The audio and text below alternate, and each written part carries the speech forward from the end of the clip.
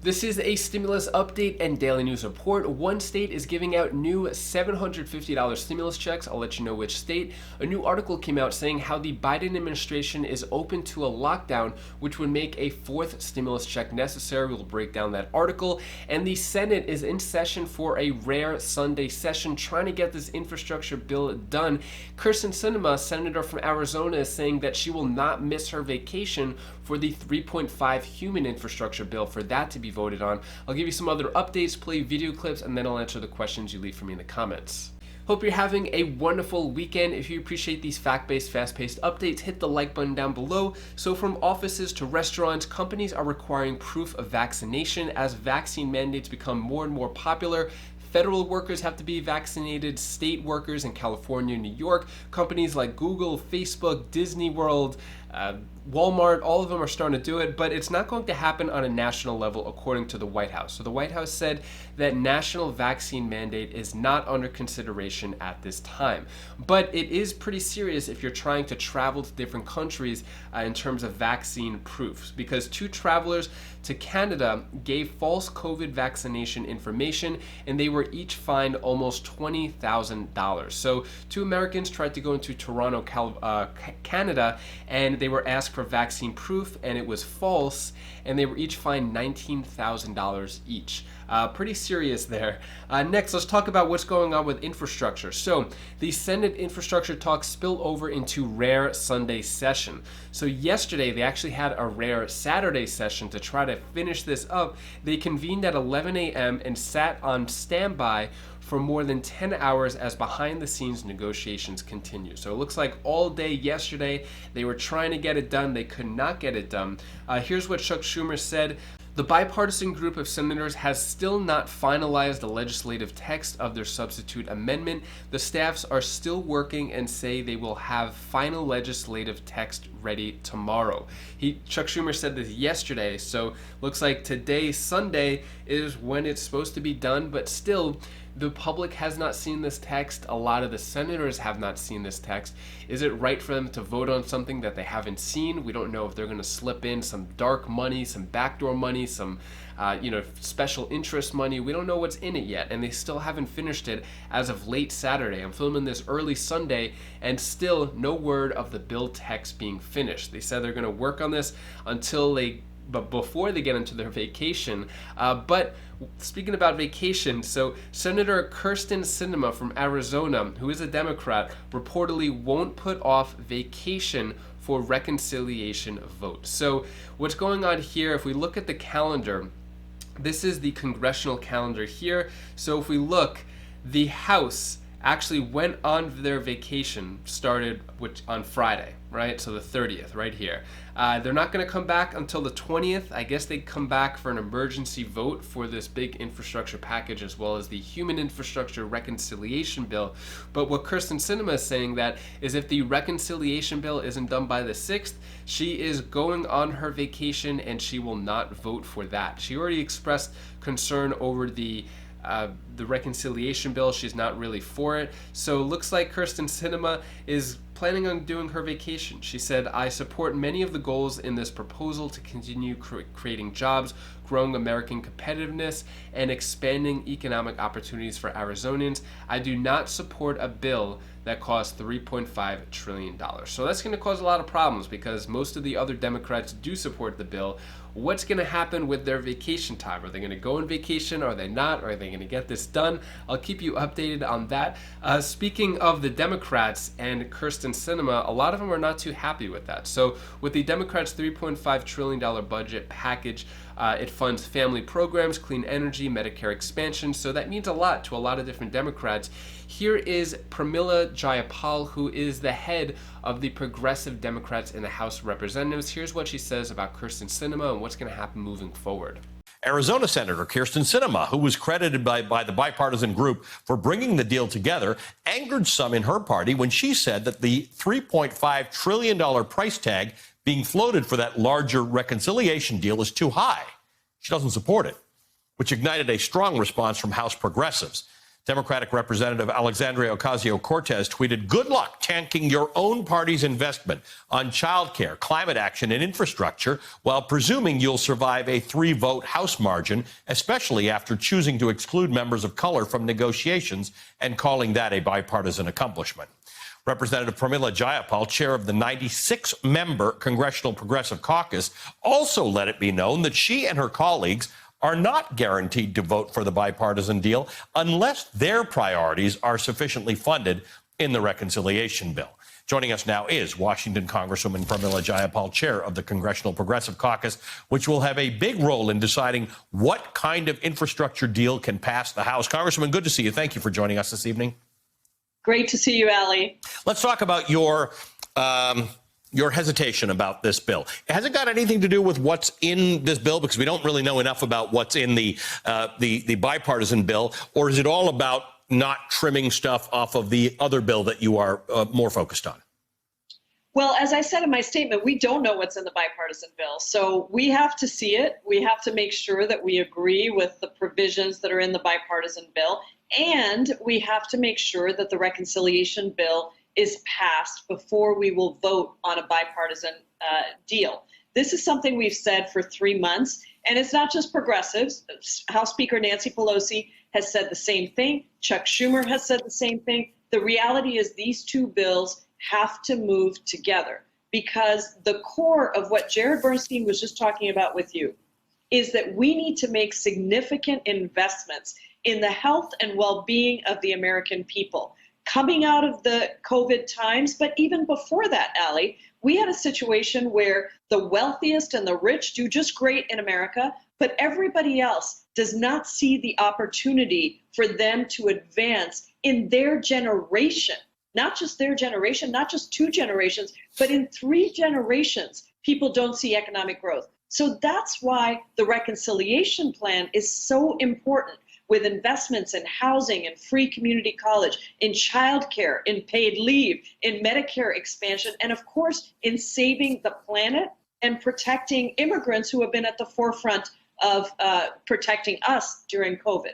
So it looks like we're down to the wire when it comes to the bipartisan infrastructure bill and also the reconciliation bill. Most Democrats are for it, but there's just a couple of Democrats here and there that are not for it, which could blow up the entire process. I'm going to take a quick break from infrastructure. I'll play you another video clip from a Republican senator, but first, I wanted to get to this. So Biden administration seems open to a lockdown, which could make a 4th stimulus check necessary. So we have heard that the Delta variant is surging. It is increasing in cases. A lot of the vaccines, according to public studies, are saying that they're not 100% effective against the new Delta variant, which means that people who are vaccinated are not fully protected against this new surge, which is the reason for more masks, more lockdowns in certain cities and states. So we don't know if we're going to have a national lockdown yet, but as we saw in 2020 with all the lockdowns, stimulus checks were necessary. We not only had 1 stimulus check, but we had 3 stimulus checks, which can make the case for a 4th stimulus check. So what it's saying down here, more lockdowns would almost assuredly mean more stimulus checks. When it comes to a 4th stimulus check, we're still waiting to see about that. We still don't know if it's a definite no, definite yes. We've been teased a lot of things. A lot of senators have been in support of it. There's been letters written. People such as Bernie Sanders, as well as progressive Democrats, have said that they want a 4th stimulus check to happen and for it to be recurring in $2,000 a month. I don't know about the recurring part. We don't know how much that'll cost, but in terms of a one-time stimulus check, that seems like the most likely option to happen moving forward. When the White House was asked about a 4th stimulus check, they basically skirted around the issue. So I'll keep you updated on that. Speaking of other stimulus checks though, more than 4,000 low-income households in New Mexico to receive $750 emergency assistance. So these are $750 stimulus checks going out to people in New Mexico.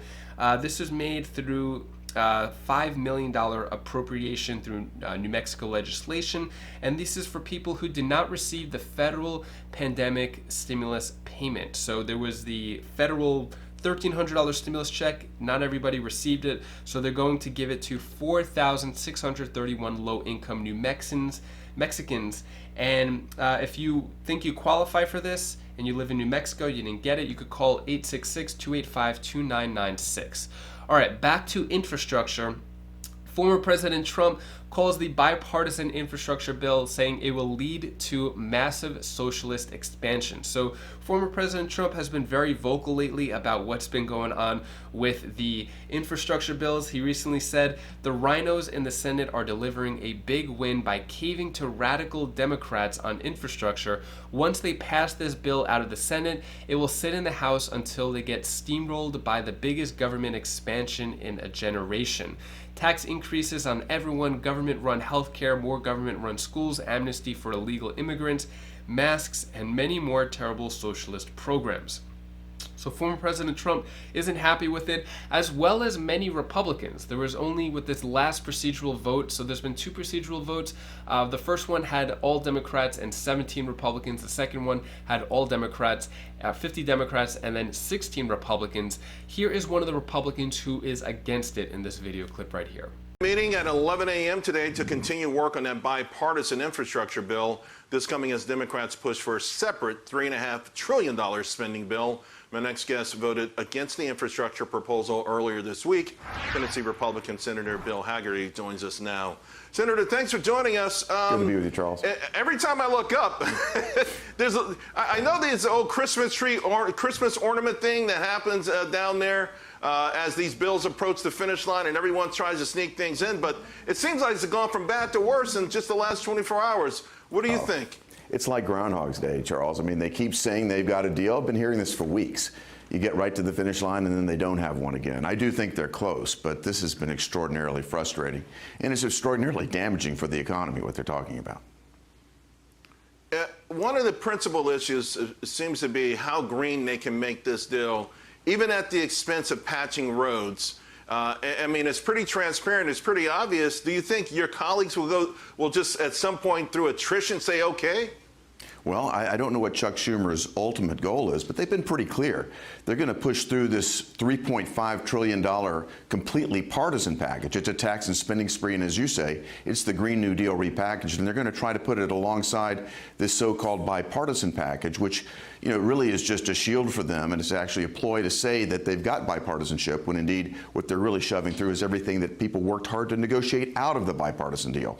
It's not good faith, it's not compromise, and I don't see much bipartisanship in this at all. Yeah, you talk about the fits and starts and how this has been going on for weeks now. Not long ago, President Biden actually took a victory lap on the bipartisan nature of this, only to almost immediately say it had to coincide with the $3.5 trillion. He's kind of walked that back, but Nancy Pelosi has not. And so is this really a bipartisan deal, or is it still being held hostage by this, to your point, this $3.5 trillion bill? I think Nancy Pelosi has been very clear. She said she's not going to even look at the so-called bipartisan bill until she's got the $3.5 trillion package right in front of her. Again, I've been a business person all my life, Charles. You know how you spend more time sometimes negotiating out of a deal. You focus on what isn't in the deal, maybe sometimes more important than what is in it. And here we have all of the things that were negotiated out: the Green New Deal, raising death taxes, crippling taxes on corporations, killing the fossil fuel industry. That's what we're going to see in the $3.5 trillion package. It's going to be devastating to America. So that is the Republican perspective when it comes to the infrastructure packages. Let me know your thoughts on that down in the comments below. Do you agree, disagree? What are your thoughts on that? Next, let's talk about the eviction ban. So the eviction ban officially expired, which means there is going to be a tsunami coming of evictions. Millions and millions of people. Nonprofits prep for great needs as eviction moratorium ends. So a lot of homeless shelters, nonprofits, food banks, they're all gearing up for what's about to happen over the next few weeks, which is probably going to be really crazy. All the courts are getting ready for the eviction filings. When it comes to the evictions and who is in trouble here, who's gonna fault the worst. So this is an interactive map showing the percentage of people who fell behind rent. The darker blue means a higher percentage. So for example, Mississippi, 29% were behind on rent. In South Carolina, 28%. A state like New York, 21%.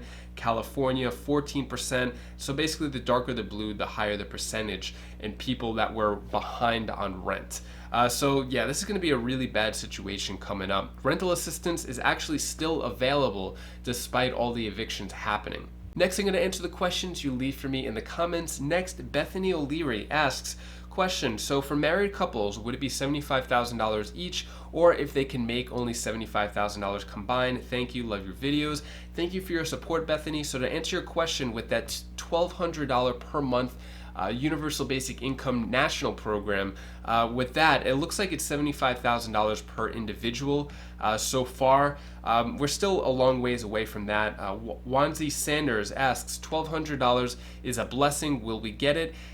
This is the question that needs to be answered. Yeah, so as I mentioned, it's been introduced to Congress. No vote on it yet. Looks like infrastructure is what they're focusing on at the moment. So we're not going to see anything for a while. And this was introduced the last day before the House of Representatives went on their 6-week vacation. And the House isn't coming back at least until September 20th. So it looks like this bill won't be revisited at least until then, or actually won't have any action taken until then. But I'll keep you updated. Daniel Wood, question, why not regular tax returns? We're waiting for money too. Yeah, so haven't heard any updates from the IRS about regular tax returns. In yesterday's video, I spoke about the unemployment tax returns or tax refunds. So in terms of regular tax returns, I haven't seen any reduced numbers. Looks like they still have a $30 million plus of tax return backlog. Next question comes from Big Shank 269. How do you apply for rental assistance in Indiana? So same way you would do it in any other state, wherever you're living, city, state, county, you would just go into Google and you could type in Indiana rental assistance, or your city, your town, your county, type in rental assistance, and that's a way to do it. There is a national website too, nlch.org, and you could go there and see all the different rental assistance programs. That is all the stimulus news I have for you today. To hopefully brighten your day a bit, here's my daughter Bella's tip of the day. Now, okay. This is, I'm gonna live with it. Oh, never mind, sorry. This is the tip of the day. I'm gonna tell you one thing what you can feel. If you really want something, then be a survivor with some juice. Just kidding. Be a survivor and do whatever you want, because that when someone's here for you, you can always use some help. Anyways, bye-bye. Thank you so much for watching. I hope you had a great weekend. I know it's Sunday, it's just about to be Monday. I hope you did some fun stuff. We did some fun stuff. We hung out as a family, had some family time. We got a new couch. We set up a couch in our room, so that was cool. Yeah, that was basically it. Nothing much else. Went to a birthday party. Anyways, if you want to check out any of my other videos, you could click this link up here or this link down over here, and I'll see you in the next video. Take care, be safe. Thank you for watching.